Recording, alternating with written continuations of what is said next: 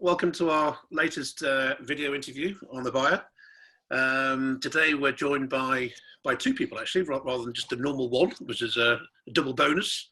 And we've been hearing, reading, seeing so much activity throughout the lockdown in online and the massive boom that's been in digital and online sales, which is very much the world where our two guests come from. So can I introduce Polly Hammond from 5Forests and Paul Mabray from Emetry.io, or just Emetry, I guess, yes? Works fine, yeah. Yeah. Morning, So how are you two guys? Paul, you're in Napa? I am in Napa, yep, just going into our second lockdown, so, yeah. Oh dear, well, best of luck with that. And Polly, you're in Spain, aren't you? You're in Barcelona. I am in Barcelona, and we are fortunate to be out of lockdown, but we are still very much in the mask-only phase of life. So yeah, and I guess that's been the sort of, I don't know, the uniqueness of this situation is that we're all going through this together, but we're all going through it at different stages, as it were. So everywhere in the world, we're all going through, and we're seeing, I guess, similar habits and changes. And do you want to just talk us through your particular background, just in case people watching this don't know exactly what 5Forests and Emetry do? So, Polly, just want to give it a top line on what 5Forests does? Yeah, I think we spend all day, every day trying to drag wine, kicking and screaming into digital. That's what we do. None of my team came from a wine background. And over time, we evolved to working with wineries, and we were just gobsmacked by the lack of comfort, awareness, and knowledge that came with wine and digital, and slowly that evolved into what is now 5Forests. And you work with people all over the world, do you? Or do you sort of specialize in certain countries, or how do you? Yeah, so I'm headquartered in New Zealand because that's my home. But what we found is that over the past 5 years, we have evolved to work literally all over the world with wine brands. Certainly with brands in California and along the West Coast that Paul and I know and love. Here in Spain, in Italy, in the UK, and of course, I have what I consider like my family brands, who are my Kiwis, who get sort of the mother hen treatment. Yeah, very good. And well, hopefully we'll be able to go back to New Zealand at some stage this year. Yeah. But so Paul, talk us through, because obviously you've had quite a few different roles within digital with wine. But I mean, just perhaps give us a sort of background to yourself and what Emetry does. Thanks, Richard. Thanks for having us. I have a lifetime of what Polly's been doing. Take on. There's some, yeah, I have a lifetime. You have a really bad reverb. I do. Uh-oh. Should I jump Sorry, out? Richard. It's okay. How'd that happen? It's gone all of a sudden. I can hear you okay. Yep, okay. So look at that. I reverbed my way through it. No, and scene cuts, exactly. No, thanks for that question, Richard. I've had a lifetime of what Polly has been talking about. I've been trying to lead the charge for wine online for 2 decades. I can't believe I said that out loud. I mean, feeling old. Look at Polly shakes her head. I feel old about that. And right now, currently, I run a customer insights company, which takes big data and does predictive analytics to tell wineries where to sell, who to sell to, and when to sell to them. Yeah, great. So, I mean, in terms of what you've seen in lockdown, I mean, I know there's been a massive boom in online sales. I mean, from your point of view, as people who are, advocates and have been trying to get the world of has this been in a very strange way, kind of the best time for you as well? Is it being such an awful time in terms of the pandemic, but in terms of business and seeing the wine world actually wake up to digital? Is that how you feel? Who's going to tackle that one first? Polly, go ahead. Ladies first for sure on that one. So, but I'm happy to go whenever you want to tag me in. So lob the ball. Okay, so yes and no. I think that it's been a wake-up call more than anything else. And there were certainly some brands who, either by luck or planning, were better in a position to profit from what happened than others. But I also feel like, can you hear that? It's okay, all right. Okay. Hold on, time out, and I'll re-answer that. I have very loud children neighbors. Okay, your son's gonna love editing this. Okay, so take two. So I feel like it has been for many wineries this magnificent watershed moment where if they already had the mechanisms in place or the leadership in place, they were solid. They were able to make money in a way that their competition wasn't. I think for leadership who has been slow to adopt, which is such a huge issue in wine, they have had really an oh shit moment of saying, we've got to do something, we need to do it fast. All of these things sound wonderful. Yeah. The reason that my answer is a bit hesitant is because from getting to that point to actually having working systems is proving a lot harder for some of these wineries, for most of the wineries that we work with, because I work with independent wineries, than they ever imagined it would be. And for the service providers, also really finding the key points where it is hard to get them across the line. It's hard to get them to understand that digital is not about the shiny frontage that you see, that good digital is actually grounded in great information. And if they have never chosen to invest in getting all of that information behind them, they may well be screwed. We've talked to wineries who, never even invested in aggregating email lists, and to have to be the one saying to them, I can't make you competitive as fast as you want to be, or unless you've got a ton of money, which rarely happens, that's disheartening. So I've been saying for ages that it's a war of attrition, and man, this was the front line of that. Yeah, and it's in the case of an amazing opportunity, but for lots of companies or lots of wineries, they weren't really in a position to be able to make the most of it, or sort of getting by with what they can do. Paul, you've got a bit of a frowny face. What would you say to that? So I think that what we saw, to your point, and really echoing that, is that, we've all known that the tasting room model for DTC was pretty brittle. I think we've talked about, you've seen me on stage, the pandemic really brought that to the forefront in a big way. We also knew that our muscle memory in digital was very, very weak, that we hadn't been investing in it very much. And so what's happened as a result of the pandemic is there's a big rubber band effect that's jerked us into everything has to be digital. And the technical debt of them not knowing the skill sets, the processes, the people, they're learning as fast as they possibly can for most of these wineries. And you just can't learn fast enough. It's like going from being, a first-year medical student to doing surgery. There's a lot of mistakes that happen in that process, and a lot of things that can go wrong, right? So I think that's the fundamentals of what's occurring with most wines. The benefit of that is everything's moving online. Right? They're getting sales in there at a new ways. There's a huge awakening across all tiers of business, all sizes, whether it's small boutique wineries to the big enterprise level wineries, saying digital should be a pillar of excellence for us. E-commerce and online sales are fundamental to our future success in stabilizing our business.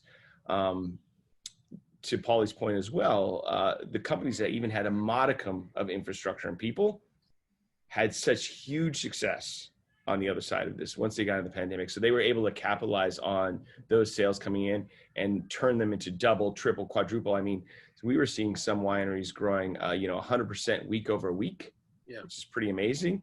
And with 40% net new customers, meaning they were getting new customers that had never come there before because they had a team ready to capitalize on that. And that was, for me, very exciting. I think the concern I have now is, well, I had till last week, or when they shut down Napa, was everyone's attention focused right back on doing business the old way again, and trying to, and not when I say the old way, the new normal, I guess you'd say, where they're trying to scramble to open taste rooms at half capacity with masks and all these different pieces.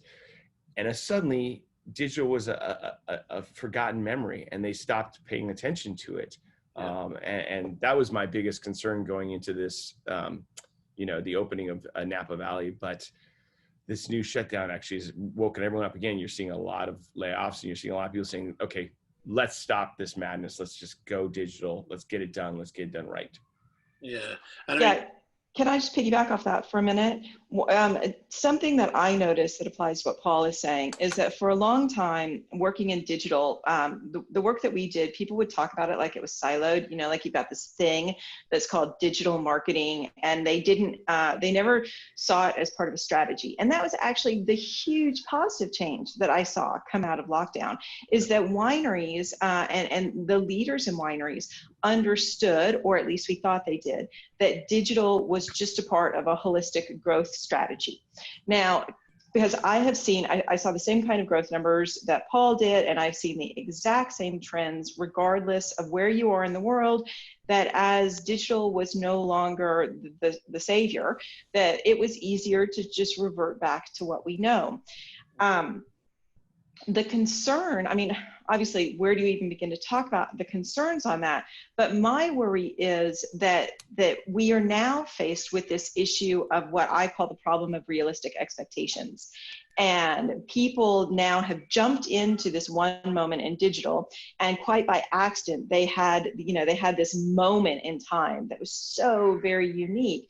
But actually understanding what it takes to continue that in times of non-trauma, I am concerned that that's going to put unreasonable expectations on their marketing staff, on their budgets, on just generally their understanding of the role that digital plays in the full breadth of doing business. I agree with you, Paul, and I think that go on. Sure. No, I say, I mean, good Paul there. I think what's been interesting is the number of new customers that have gone online. I think there's lots of research, you know, looking at the big supermarkets and, you know, the specialist retailers who've all seen a massive upswing in online sales, but there's actually people coming and shopping for wine online for the first time. So it is part of that issue now going to be, does the sector have enough skills in it to keep those customers? You know, do those retailers, those wineries, you know, it's that need to keep on investing to make sure you don't just lose those customers over a period of time. Well, it's not just investing, it's also in paying down debt that you haven't paid in the past. So it's re-architecting your systems. I mean, these shopping carts need to be upgraded. Your staff needs to be upgraded. So there's a lot of debt that has to be paid down. So it's actually not just investment, it's investment times two. And that's where I don't think a lot of people realize that. They think they can ride the same car, you know, this jalopy, and we're going in a, you know, the Grand Prix. It doesn't make sense anymore. Yeah, Paulie, I agree with you. I mean, there's such changes occurring with these wineries. They really are mentally trying to cope with how much they're going to use digital going forward. But the good news is the opportunities are they're seeing it in affecting their sales both directly and indirectly. If they're in market through the supermarket sales, through things like Instacart, you know, it's something that they all understand has to be a core element of their business going forward. So I think that what we're seeing internally, because we work with brands who have no marketing team and they call us in and we do all of it, and we slot into brands who have full-fledged marketing teams and they need support and training and, you know, whatever the bits and pieces are. My worry, and we're seeing this over and over again, is that it's not just the technical debt, it's the knowledge debt. It's that they don't understand what they can do, what they should be doing, where they should be spending their money. And to be super bold, one of the big issues we have in digital is that there are a lot of bad actors in digital who, like, they themselves as digital suppliers, you know, they threw up a website and they said, we can do all these things for you. And they are selling to make money. They aren't selling to do the best thing that they can for a client. So we hear stories all the time of people who have basically been sold what I describe as you know, a bill of goods around what, you know, pick a topic, SEO, Facebook, data, whatever, can actually do. And another issue, and we can't not talk about this, is that we operate under such a very different set of technical options and legal requirements. And, you know, you can't just do the same thing. You know, you want to sell something, you want to sell a t-shirt, there are lots of places just like whack up digital and go for it. We can't do that in wine because we are limited by how we can talk, by how we can sell, by our compliance concerns. So Or old we've got to systems, do anchored to our old systems. systems. You know, we have all over wine, Paul and I see this all the time. We've got what are effectively abandoned systems that are still selling their products. People are still buying in on it. They're losing money. And then what do? Then they say, you know what? I tried it once and it didn't work for me. And that is a death to an industry. Yeah. And in terms of the retail side, I mean, have you got much experience in terms of how some of the retailers have been able to switch to online, and whether you see the massive increase we've seen in online sales through the grocers? Do you see that continuing long term? Is this going to be a massive change for the foreseeable? Well, I mean, if you look at the trends, and I think Paula can confirm this, they were arcing up already. It was a huge indexing. I think it was another 10% of acceleration to online and digital. And, the retailers in the United States, at least, were definitely much more prepared for online than in other parts of the world. They were definitely more focused on that. Their problems were their ability to sell across state lines. And as some of the regulations have laxed, the genie's out of the bottle, and we're going to continue to see that trend accelerate. It was already happening in the United States, and it was going in its own kind of regulatory relaxing, just like it does for wineries, but it hadn't hit the Supreme Court yet. That's going to accelerate, I think, as a result of this. Yeah. Polly? Yeah, I would agree with that. I can really only speak to it from the data that I've seen, because we don't actually have that many big retailers who are clients. We do have distributors who are clients. That's both in the US and Antipodes. And we have seen shifts in their models and in their understanding. And actually what it comes down to is them planning to remain resilient, because what we've seen is all of these, all parts of our industry have begun to question their resilience. And it's funny because margins, again, it's like the elephant in the room. We can't have the conversation about digital without discussing all of the problems that we face in our pricing models. So you've got people along the chain. If you're talking about someone, I'm just going to say wine.com, because I actually do have the figures for how much they were selling, and it was just amazing, right? Well, they have the money to solve the tech debt and to work fast and to adapt in a way that a lot of our small to medium producers do not. And, Paul has a phrase that he likes to talk about all the time with this. What happens when our independent producers are then continuing to rely on the same channels of sale, but they're just now doing it in a digital space? We're not solving some of the underlying problems. Yeah, and I think what's been fascinating, I think, from that, to say, the supplier base, and as you mentioned, there the different channels all now having to question their own business models. I mean, I know it's a pretty unique situation to have all the on-trade around the world closed down, which, but in terms of the number of businesses that had so much of their eggs in that basket, who suddenly had no business at all and have had to change and adapt.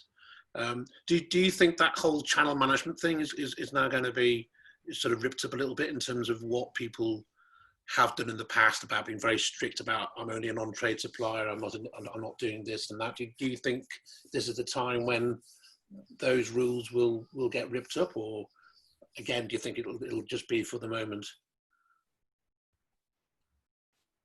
Paul, you want to lead, or you want what? You go for it. Yeah, no, there's no question that every supplier in the United States is questioning their channel mix and their channel management. And what's the channels look like when COVID's over too? I mean, that's the other piece. Like, how do they do a better job engaging with three-tier channel post-COVID? What does the retail environment or the restaurant environment look post-COVID? And it's looking pretty grim, but I mean, how do they maintain that ability to also move channel shift if something like this ever occurs again? So there's a lot of reevaluations, not just of channel, but of value exchange. How are we engaging with our retailers? How are we engaging with our restaurants? How are we getting someone to sign up for a wine club on a website versus coming to a tasting room? And what's the value exchange that occurs on that? There's a lot of heavy thinking occurring across all these different engagements. Oh.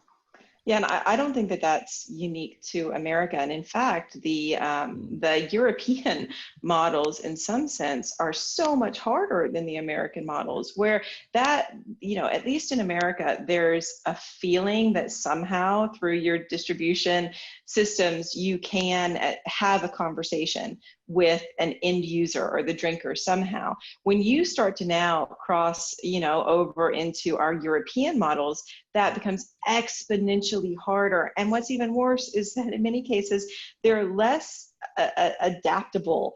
As individuals, as communities, it is harder for them to adopt new methods than it is a whole winery system that sits just north of Silicon Valley.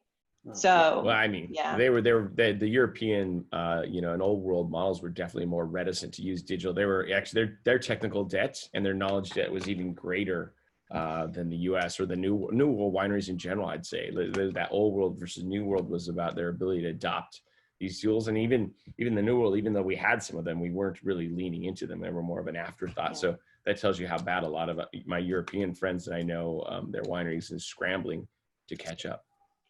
It does seem almost like it's, we're all in this rough, crazy sea, and it's like almost like digital's like the kind of the lifeboat that everyone's sort of trying to clamber on, and it's sort of the thing is like when we get into calmer waters, as it were, will people just sort of like, forget about it? And as you mentioned, particularly those producers who have always relied on their traditional routes to market, that just not having the skill sets in their businesses. Do you find that it's more a people issue as well as a mindset, actually having the right kind of people working in those companies? So I'll jump in on this one first. The number one impediment that we hear from in-house teams, because we go in and the leadership is not in the room when we're having the conversation, number one impediment is always leadership buy-in. And that's whether we're doing, like workshops or like little in-house things or whatever. So I think that some of the numbers we show is that, actually I've got it right here to get it correctly. We have the figures about late adopters who have finally, what we describe as crossed the chasm to start using digital. And in fact, when we say to start using digital, to start buying on digital. This was a huge thing that happened with grocery that I think is strongly impacting leadership in wine, which is the people who were making the decisions, the owners, the CEOs, they had never had to use digital to buy their groceries before, ever. Well, suddenly they have, right? Yeah. They've had to use Zoom because that was how they ran their business. All these things that their team is saying to them, we've got to be on top of this. And they're like, no, I would never buy my zucchini through a computer or whatever the hell it was. Well, now they've had to. And this actually is such an impactful change that I'm hoping for the ones who adopted it out of necessity and discovered they loved it, that great, that's going to be powerful for their teams.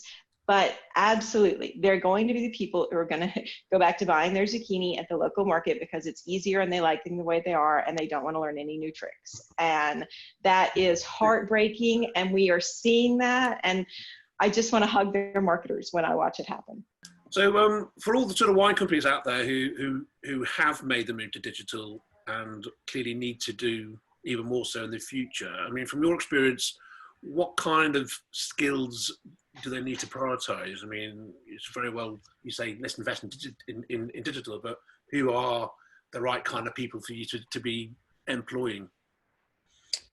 Well, I think it's not about just adding new people, which are like Band-Aids. It's about culturally changing everyone and adding that skill set across the organization, but starting at the top.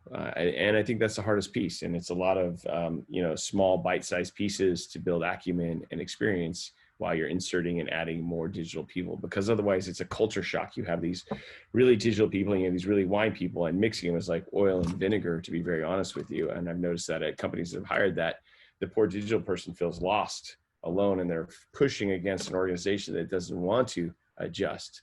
So part of it's that really like inserting those small bite-sized pieces of what they're going to do and objectives that they're going to go against while they're adding these new staff members, but also getting their people to learn that digital is fundamental. I think as I was closing off, part of this problem is that there's no template at all to do this. There's no winery that has perfectly executed digital. The wine industry has not had any success story where that's 100% launch on digital that's blown up beyond belief. And even if it has, even if you can say, let's call Empathy one of the great successes of Wine Online that just sold to Constellation, that's one type of business, that's one type of fingerprint. It doesn't match all the other wineries, Babers, and businesses. So one of the things that most wineries are going to have to accept with this is there's a lot of failing forward. There's a lot of experimentation. There's a lot of trying new things that haven't been done before, and not giving up after the first try, but going through a rigorous process to say, SMS messaging does not work for me. Facebook retargeting is not really working for me. We've tried it and here's our results. And, but having them doing that alongside with an expert like Polly or her team to make sure that they're doing the right kind of experimentation, the right kind of marketing against that. Cause, a lot of times we give up very quickly in wine. We're like, oh yeah, we tried Facebook marketing once, it didn't work. Yeah. Well, and trial in digital is a continual cycle. It's like science. You're experimenting until you discover the scientific method. And that's what we don't really understand except for making wine, but not in our marketing capabilities. Yeah. I mean, can I jump in on that? Because the thing that we notice, because we get all the requests, right? People, oh, we want a website, or we wanted this, or we wanted that, is that anyone, and in this case wine, they don't know what they don't know. So the question that they ask is, we want something pretty that looks like this and does this.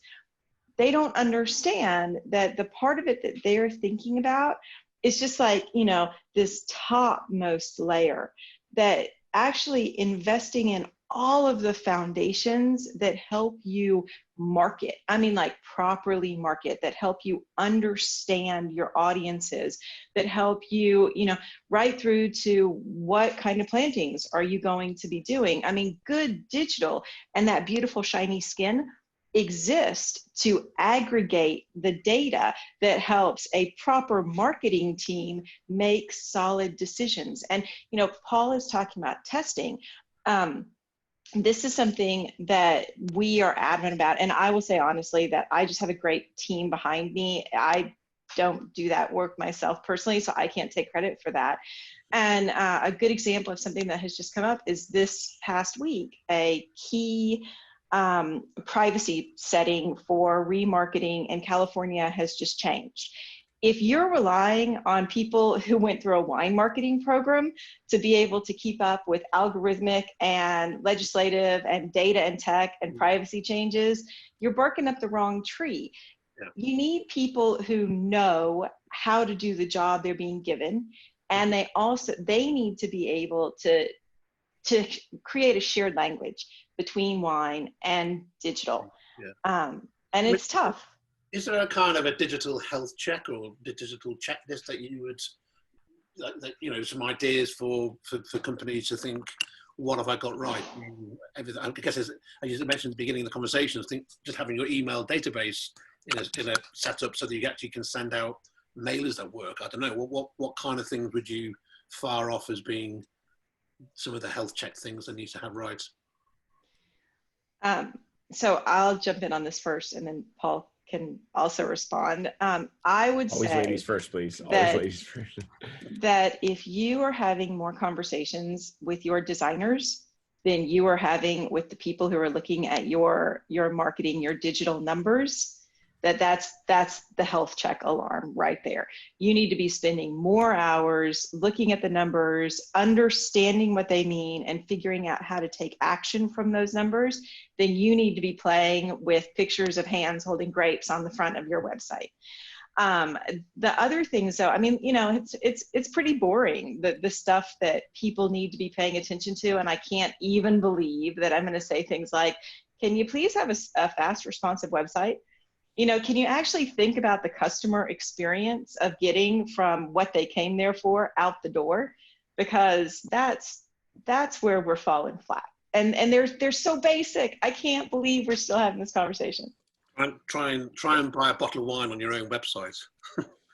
Oh my God. So I echo Pauliella. I think, I always believe that before you go anything, you do a State of the Union. Like, where do we stand today? What do we look like going through, your digital assets? And that means going through the customer experience and shopping your own cart, not just shopping your cart, on the front end, but shopping your cart as a wine club member, shopping your cart on a mobile phone, shopping your cart on a tablet.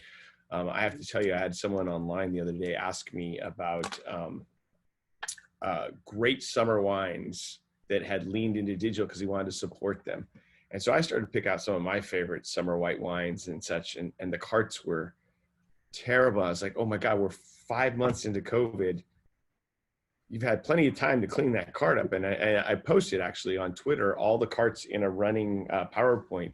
And some of them are just, I don't know, Paulie's probably still like recovering from shock on that one. But I mean, yeah, it's that's state of the union. But like also, you know, what social identities you own, you know, which of the social platforms are you participating in, you know, all of that journey, pre-purchase, during purchase, post-purchase, paid, earned, shared, and owned media. Where is that? What's your inventory look like? And you can make decisions to choose to say, look, I'm not going to be on these platforms. But if you didn't evaluate and make that choice and you just ignored it, that's problematic. Yeah. Do you think there's something to add to that is an issue that we see all the time is own as much of your own properties as you possibly can. And this is very difficult because it is faster and cheaper to use what I describe as the rented model than it is to invest and own your properties. And I'll give an example that happens a handful of times per year where we get in to work with a client and we discover that a nephew 5 years ago or an agency that they last worked with or someone has actually set up the analytics and the aggregators, and they can't get into their email list and nobody can get access to Google anything. And they Google My Business was done, you know, again by an intern who came in. These are actually really big problems that just should never exist. Don't talk to me about prettiness on the front end if you can't get. Yeah, absolutely.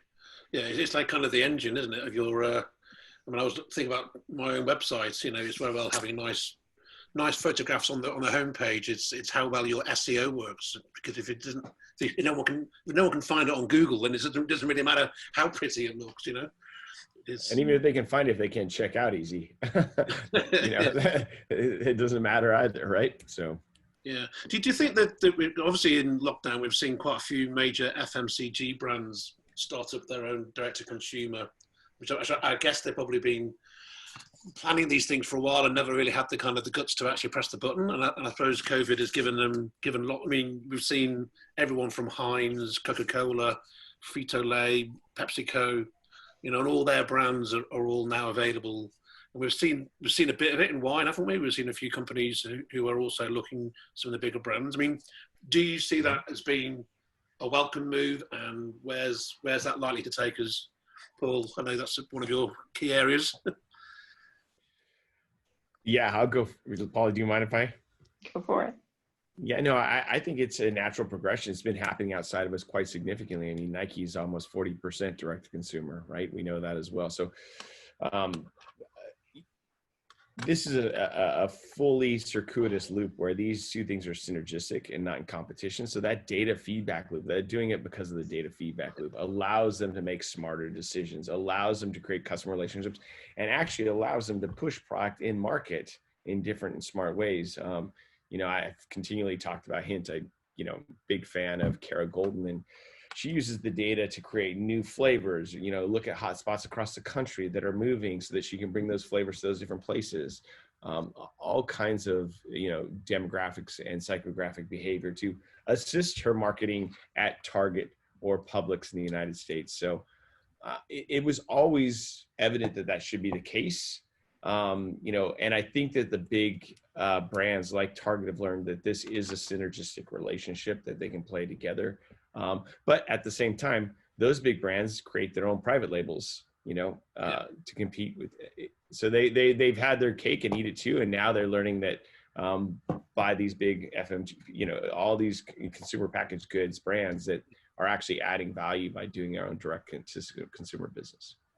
Yeah, so in the past, there's always that kind of the idea that, you know, if you're selling through Walmart or Tesco or whatever, that you know, you shouldn't be going direct to consumer because you're biting the hand that feeds you, type of thing. But as you say, if actually by going direct to consumer, you learn more about the consumer that you're trying to sell to, even through Walmart, and you actually make your offer through Walmart better by having a direct to consumer route. And you reduce risk. I mean, product introductions can happen at small scales when you see the one that hits, or you can do package changes at small scale to see them for a massive rollout. That channel conflict argument was tired and old, and what they've seen is that they only have so much shelf space. They don't want to carry every hint product necessarily. They want to carry the ones they're going to sell in their market and that they're going to make money on. Yeah, Polly? Yeah, Paul said so much of what I think about this. So I would just like to put forward the question, why do we assume that the reason that they did it was to actually sell products online? Because there are lots of different goals for having what is ostensibly an e-commerce platform, whether it's the amount of publicity that an FMCG brand received during a time of lockdown, because look, they're in the news for now having an e-commerce platform. Talk about staying in awareness and in some sense relevance. Who cares how much they even sell, right? I'm not dismissing any of the notions of all the ways that you can experiment and you can personalize, but how many people are really going to go be buying their ketchup online? You know, like, this is not how most people use it. I know. And so that's the point that when I saw that happening, I was thinking to myself, this was a strategic move that has nothing to do with direct to consumer proper e-commerce sales. Yeah, that's interesting. But I've noticed, I mean, I can remember having conversations with some major wine brand owners sort of like February time. And it's been a bit of a bugbear. I always ask the question, are you looking at direct to consumer? And it's almost like it's kind of the most, you can tell when you ask the question, the marketing director or the chief executive kind of like shudders, because they either are, but they don't want to tell you, or B, they kind of think they ought to, but they don't know how to do it. So I sense a real cultural mental shift going on in the trade over the last 3 or 4 months, definitely. It's also hard. I mean, let's be clear, you know, if you have something in the trade that's selling at 20, 30% low than you're putting on your website, you know, that's a hard managing that value exchange that a large organization is trying to do to sell their products DTC. And it takes a lot of creative thinking, to be really honest with you. Yeah. Can I just ask you, because you two have, even though you're in California, you're in Spain, but you've managed to, during lockdown, come up with a new collaboration between the two, haven't you? So do you want to talk us through how you two are actually going to be working closer together? Paul, you want to lead that one? We Vulcan mind melded first. That's how we started. I know that's exactly what it was. I'm a big fan of Polly's. So yeah, this is the mutual admiration society moment that's going to happen right here. So we work with a lot of the same brands. We work with a lot of the same people and issues. And basically what we saw is that we kept going back and forth to each other to try to problem solve. Like there is a specific set of problems for my clients that Paul can solve. And then at the same time, we were trying to solve our own client's problem that I hope with what we've done can solve some of the Emetry clients' just discomfort with what do they do. They've got this amazing data sitting there before them. They may not know the best way to turn that into action plans and ultimately into money, because we may not want to talk about it, but everything that we do is for our clients to just make more money. Sure. And so there was some nachos and a fair bit of wine consumed as you know, for a period of time. We went through just figuring out, how do we solve the problem, which I will describe as, what the hell do we do with this data? Yeah, okay, great. And Paul, you're the man to fix the data. Yeah, you know, it's a perfect problem, which is, you know, software and services are like peanut butter and jelly. They go together, right? And so if the winery doesn't have the, you know, technical acumen, it doesn't have the digital awareness or understanding of how to really unlock data for marketing, you know, we're never going to do that. That was not our scene. And we needed to find the best of breed, the best in the industry. And so Pauly's team is obviously a great digital marketers. And we said, how do we put these two things together so that we can give a solution? not just two different problems, you know, here we're going to do your marketing, here we're going to do your software, but an actual solution that they could just turn on and drive a new Maserati car into the future. And that's, you know, or a DeLorean, I guess. And the great story about this that I just want to share is that this is, I think, how good teams work together, because I didn't go back to, you guys have both met Michael, my business partner. I didn't go back to Michael and say, I want to construct this thing that does exactly, you know, that this is how I want it to work. There was no prescription. It was going out and saying, we have this ongoing problem. And so we've got the Emetry data that's a part of it, but also what Michael and the development team came up with, which was so much better, I think, than I certainly could have done living in my own little bubble, was that they, as the development team, weren't just working with one set of data. They were constantly being asked to work with a lot of data that was in all these little platforms. So whatever your e-commerce system with some kind of CRM that you're using here, and then you've got some sort of email thing that you're doing, whatever that choice is, and maybe you're using telemarketing or SMS. And now you've got insights coming in about your direct-to-consumer channels and your geo and your members and all this, except this would literally, I mean, like, this is all we do. And if we were working with this for a client, it would take so much time to be able to bring that together and get a bird's eye view of what was going on with the brand, and actually to create like really valuable planning, next steps for that, customer journeys, the whole thing. And so this was entirely Michael and his team, was they set out to say, all right, how do we solve the big problem? And that was what they came back with. And that's ultimately what we ended up, you know, Emetry and 5Forests rolling out together, was a product that brings all of this data into one space, and you can understand the reports on it, and you can get as much or as little information as you want. You can completely customize it to whatever your winery needs. So. I think that the thing that's most important to me is not just the great work that Polly and team have done, is that the wine industry doesn't have a lot of vendors. It's a very small field of vendors, and too much they're trying to elbow their way into the other person's space and room, and they're not having conversations and collaborating on solving the problem for the winery. And for us, this was the big reveal. This is two different vendors saying, look, we know this is a problem for you. We're going to get together, we're going to unlock it, we're going to solve it so that you don't have to worry about it. And you can see us work together, and we'll have continual, constant, ongoing conversations.